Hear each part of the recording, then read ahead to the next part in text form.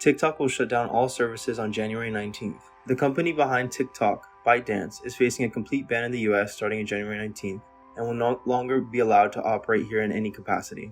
So this means any TikTok servers and TikTok shop will no longer be accessible through ISPs in the United States. Any internet provider that provides connection to a TikTok server will then be fined or tried against the US government.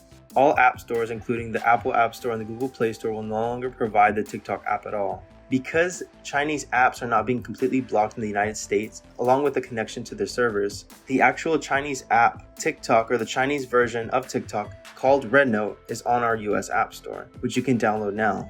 It's actually trending.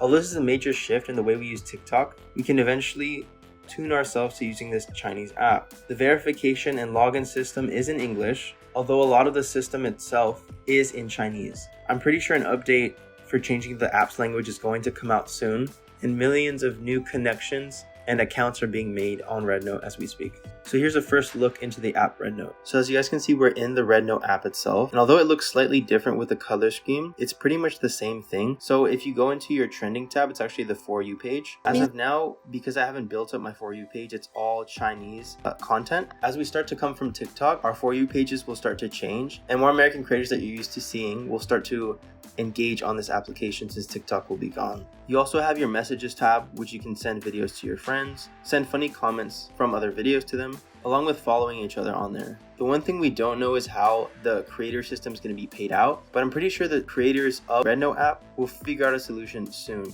specifically because this is a loophole in order to use all their applications. Most Americans don't really care that their information is being sold since Facebook has been doing it for years, but as of now, we don't know if this app will also eventually get banned. Let me know if you guys will start using this app, RedNote, in the comments below.